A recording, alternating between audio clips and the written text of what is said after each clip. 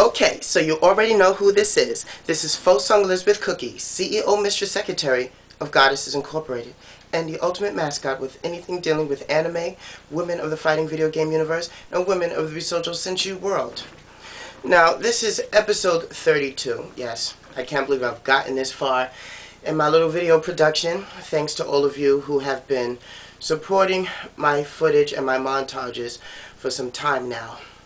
32, I'm going back now to an old game already touched on, but I wanted to touch on it again because there has been some new information on the web. I will release the source in just a second. Alright, Mortal Kombat. For all of y'all know about me, I am the biggest and one of the hugest Mortal Kombat fans that there is. In fact, that is my favorite fighting video game over Street Fighter and any other anime-based fighting game. What makes Mortal Kombat different is that it's motion capture based, not anime drawn style sketch based. Now, there has been news circling over the internet. Chun-Li says hi. That Warner Brothers has bought the Midway Studios from Chicago. Now, if you go on to mk5.org, I repeat, mk5.org, you'll find that information there. Midway, the Chicago studios, has been bought by Warner Brothers. Now, I don't really know what this is supposed to mean right now, because at the same time that they released this information, Ed Boon had also stated on his Twitter account that he is already hard to work at Mortal Kombat 9. Woo! And that's when I stop right there, because I do not recall there being a Mortal Kombat 8. Now, if they're calling MK vs. DC Universe MK8, then I think we have a problem. Because for all of us comic book collectors and fans of the MK mythology, Mortal Kombat 7 was MK Armageddon. So how does the ending of MK7 Armageddon, the boss being Blaze, how does that have anything to do with MK vs. DC Universe? What do the characters from the DC realm have anything to do with MK when it was confirmed that MK vs. DC Universe was a standalone story? I repeat, it was a standalone story in a separate alternate universe, totally had nothing to do with MK. Most of us MK fans don't even acknowledge that game as a true MK game because the fatalities were whack.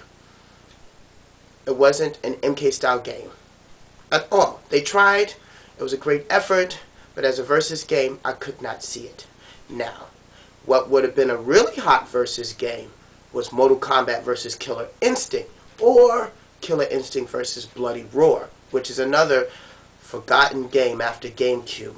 I'm not even going to go there. Okay, back to Midway being bought out by Warner Brothers. So what does this say about the MK universe? Although MK is now reaching towards its 9th incarnation. Quote by Ed Boon on his Twitter account that he is hard at work on that game.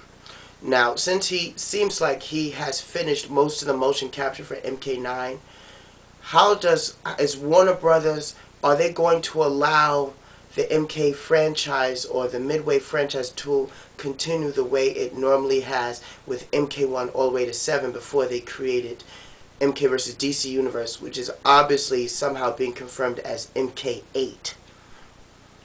Now, this confuses me because now this totally puts a monkey wrench into the whole MK story mechanics of the MK universe.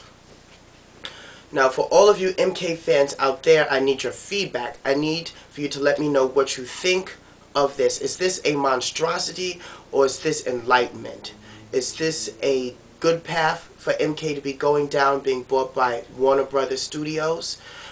Because I can see right now Bugs Bunny, Daffy Duck, and Hampton J. Pig trying to fuck up the MK universe, which I'll be totally upset. In fact, I might just take a plane and travel over to the new studios where Midway is at to go and voice my complaint in person.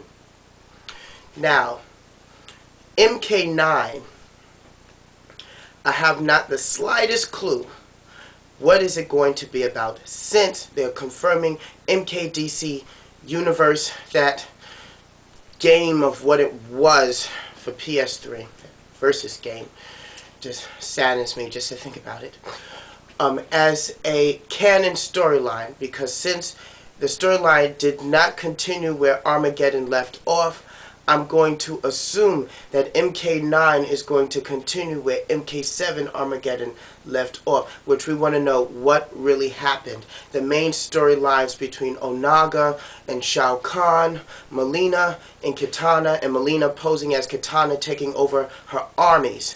What happened to Tanya, the traitorous ambassador from the Indinian realms? Did Sindel actually survive this battle? What happened to Sub-Zero and Scorpion?